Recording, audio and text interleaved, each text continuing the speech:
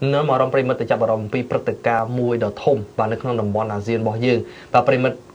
khơi logoในខាងក្រោយនេះគឺពិតជាភ្ញាក់ផ្អើលមែនទែនបាទដោយសារតែមានការប្រកួតមួយដ៏ធំបាទរវាងក្រុមបេសាយក្រហម Manchester United បាទជាមួយនឹងក្រុម ASEAN All Star បាទអញ្ចឹងការប្រកួតបែបជា tournament ឬក៏ជាការប្រកួតមួយដែលមានការអញ្ជើញពីថាដឹកនាំរបស់ប្រទេសដើម្បីឲ្យជាការប្រកួតមួយបាទដកស្រង់បច្ចេកទេសរបស់ពិសោធន៍ជាពិសេសបាទប្រិមិត្តជ្រាបហើយអំពីគេហៅថាគេឈ្មោះកិត្តិនាមដ៏ល្បីល្បាញរបស់ក្លឹបបាទ Manchester United បាទហើយការប្រកួតនោះបាទនឹងត្រូវបាទជួបជាមួយនឹងក្រុម ASEAN All Star បាទ ASEAN នេះគឺ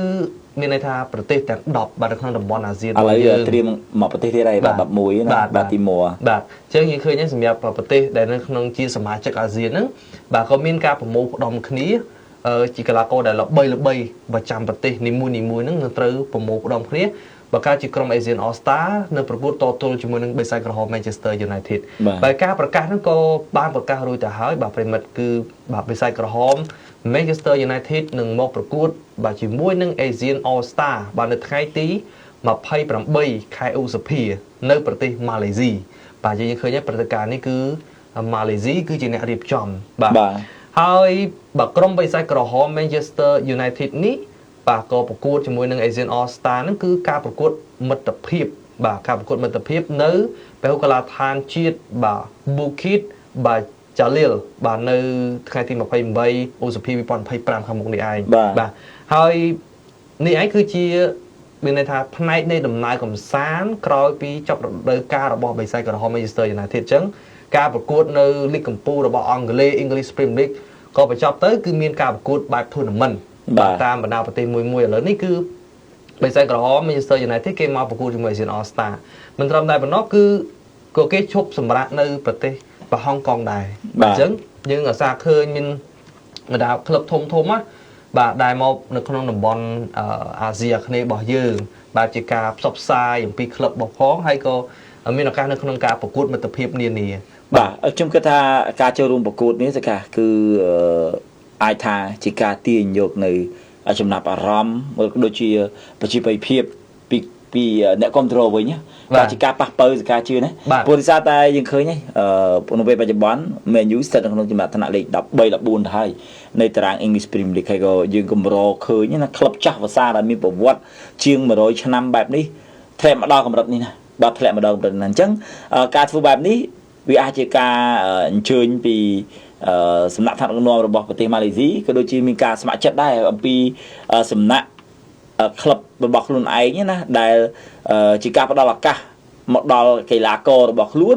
មានឱកាសក្នុងការប្រកួតប្រជែងក៏ដូចជាមកប្រកួតមិត្តភាពនៅឯតំបន់អាស៊ីអាគ្នេយ៍របស់យើងឲ្យប្រជាជាតិនៅក្នុងតំបន់អាស៊ីអាគ្នេយ៍ក៏បានស្គាល់ក៏បានឃើញហើយជាពិសេសបានជួបជាមួយនឹង idol superstar របស់គេហើយមួយវិញទៀតក៏ជាការសាបព្រោះនៃកិត្តិនាមបន្ថែមទៀតដែរព្រោះដោយសារតែឥឡូវយើងឧទាហរណ៍ណានៅចំនួនឆ្នាំ90ជាង2000ស្ដើងអីហ្នឹងក្រុមឆ្នាំ2010ឬ2010អីហ្នឹងវ័យសកាវ័យខ្ញុំនេះបាទគឺអ៊ំពូគាត់ស្គាល់ហើយបាទតាគាត់ស្គាល់ហើយប៉ុន្តែបើ Manchester United នៅក្នុងរជ្ជកាលឆ្នាំ2020ឡើងទៅបើនិយាយពីបងប្អូនយុវជនជំនាន់ក្រោយគាត់ភ័យមិនសូវចាប់អារម្មណ៍ទេបាទគាត់អាចនឹងគិតថាជាក្រុមមួយដ៏ធម្មតាសាមញ្ញណាព្រោះស្អីអត់មានក្រងជើងឯកEnglish Premier League យូរឆ្នាំហើយឧទាហរណ៍ពេលគាត់ធំមកគាត់ឃើញមែនយូរអត់ដែលលើកពានផងឧទាហរណ៍ Champions League ក៏អត់សូវបានលេងទៅ Europa League មួយរយៈកាលចុងក្រោយមកដល់ឥឡូវនេះចំណាត់ថ្នាក់13 14អញ្ចឹងក្លឹបដែលគាត់ចាប់អារម្មណ៍អាចទៅជាក្លឹប Spurs Liverpool Arsenal អីជាដើមនឹង Tokyo Chelsea អញ្ចឹងទៅបាទអញ្ចឹងដូចខ្ញុំជំរាបជូននឹងការមកដំណើរកំសាន្តប្រកួតនៅឯក្នុងតំបន់អាស៊ានរបស់យើងនេះគឺជាការទី1មកប៉ះប៉ូវមកទាញយកកិត្តិនាមណាកន្លងតែខ្លួនឯងខ្លាប់ជាក្រុមល្បីល្បាញឲ្យអ៊ំពូបងយាយមីងឬក៏ជំនាន់យើងនេះបានដឹងបានឃើញអស់ចិត្តដែរអញ្ចឹងណាតែក្លឹបដែលយើងគ្រប់គ្រងមកយូរឆ្នាំហើយមួយវិញទៀតក៏អាចជាការទាញចំណាប់អារម្មណ៍សម្រាប់យុវជនជំនាន់ក្រោយដែលគាត់វ័យទៅ4 5ឆ្នាំ6 7ឆ្នាំនេះគាត់បានស្គាល់មែនយូរបន្ថែមទៀតហ្នឹងកាលណាតែគាត់ស្គាល់គាត់បានជួបគាត់ឃើញ idol គាត់លេងល្អឧទាហរណ៍កីឡាករណាមួយនៅក្នុងក្រុម Man U លេចធ្លោទេគាត់អាចនឹង remember គាត់អាចនឹងចាំគាត់អាចទៅ ប្រាប់គ្នាគាត់តទេធ្វើម៉េចឲ្យមានការចាប់អារម្មណ៍ជាមួយនឹង Man U នេះអាចថាជាការធ្វើទីផ្សាររបស់ក្លឹបដែរសកាហើយនៅមួយវិញទៀតដោយសារតែក្លឹបខ្ញុំគិតថាឆ្នាំនេះប្រហែលជាមិនមានពានប្រកួតសម្រាប់ពានធំៗនៅឯតំបន់អឺរ៉ុបទេដូចជា Europa ដូច UEFA Champions League គុំថាតែឡើយ Conference League ណាបាទអញ្ចឹងក៏អាចនឹងមិនមានឱកាសដែរអញ្ចឹងអាចថាមកម្លងពេលនេះ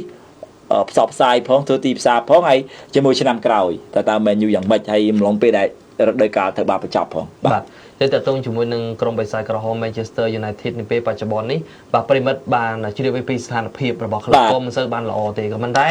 ដោយដែលបងវិទ្យលើកឡើងអំពីគេឈ្មោះបាទគេទនាមរបស់ក្លឹបចឹងបាទអ្នកមុនអ្នកចំនួនមុនពូអ៊ំអីគឺគាត់តែសុទ្ធតែស្គាល់ហើយទៅសើហើយបាទស្រឡាញ់បាទចូលចិត្តណាបាទគឺបិសាចក្រហមបាទចូលចិត្តណាស់ដល់មកដល់ពេលបច្ចុប្បន្ននេះមានន័យថាបាទបិសាចក្រហមគេទនាមនៅតែមានបាទអ្នកដែលស្រឡាញ់ចូលចិត្តគឺអ្នកសិក្សាពីប្រវត្តិរបស់ក្លឹបអីហ្នឹងគឺគឺឃើញថាក្លឹបដ៏ធំមានប្រវត្តិនៅក្នុងការឈ្នះពានរង្វាន់ UEFA Champions League របស់អឺរ៉ុបពានធំច្រើនបាទអញ្ចឹងនេះពេលបច្ចុប្បន្ននេះយើងឃើញហើយមានបិសាចក្រហមអាចនឹងបាទមកប្រកួតបាទនៅ Asian All Star របស់យើងហើយអ្វីដែលយើងចាប់អារម្មណ៍បាទតើតើជាមួយនឹងគ្រូបង្វឹកអាចនឹងដឹកនាំក្រុម Asian All Star នេះគឺអាចនឹងមានវត្តមានលោកបាទស៊ីនតេយ៉ុងបាទប្រិមិត្តធ្លាប់ជ្រាបហើយលោកស៊ីនតេយ៉ុងនេះគឺគាត់គឺជាអតីតបាទគ្រូបង្វឹករបស់បាទឥណ្ឌូនេស៊ីបាទដែលនាំមកឥណ្ឌូនេស៊ីទៅវគ្គជ្រៅនោះបាទឥឡូវនេះគឺលោកស៊ីនតេយ៉ុងនោះគឺអាចនឹងមានវត្តមានខ្លាចជាគ្រូបង្វឹកដឹកនាំ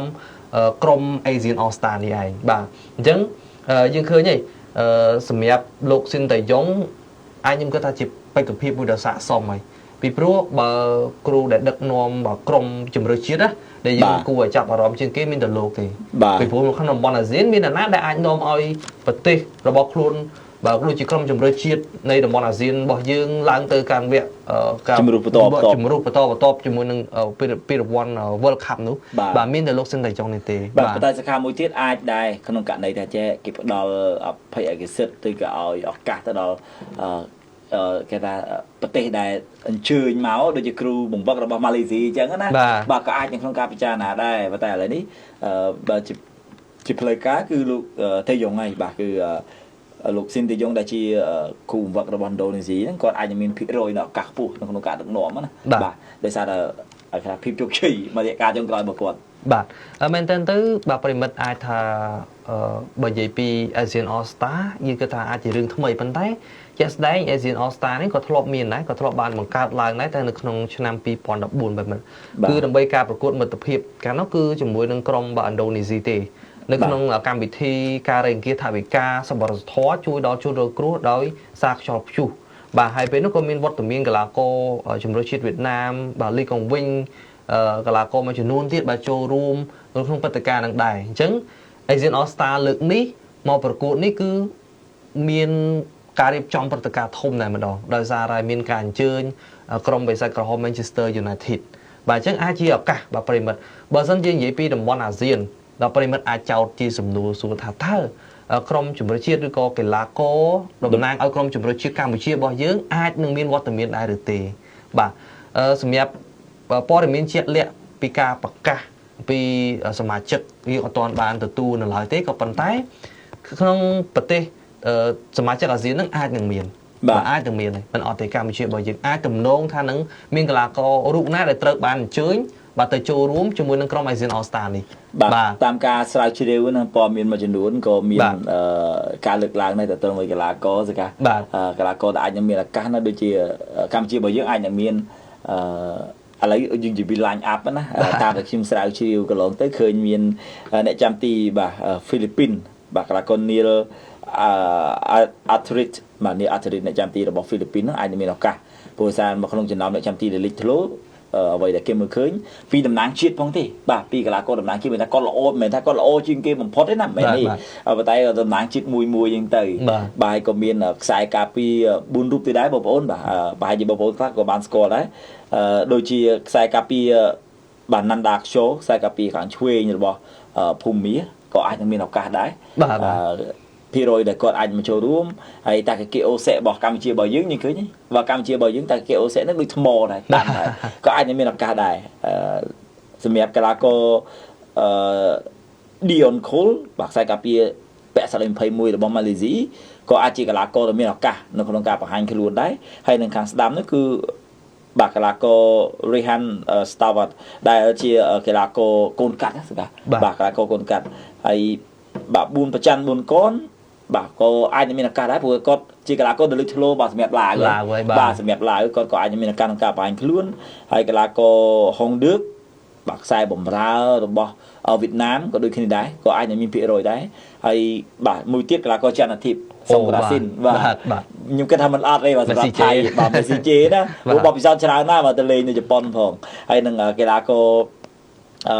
ស៊ីងចន្ទធារបស់កម្ពុជារបស់យើងអាចថាជាកីឡាករវ័យក្មេងហើយក៏ជាកីឡាករលេចធ្លោដែរខ្ញុំស្ដាយដែរណាបើសិនបើចំនួននេះចាំវឌ្ឍនាការគាត់រះហើយគាត់ល្អដូចឆ្នាំ2015 16ចាំវឌ្ឍនាការនឹងមានឱកាសដូចគ្នាដែរបាទហើយនឹងកីឡាករខ្សែប្រយុទ្ធកណ្ដាលបងប្អូន Ferdinand របស់ឥណ្ឌូនេស៊ីបាទប្រហែល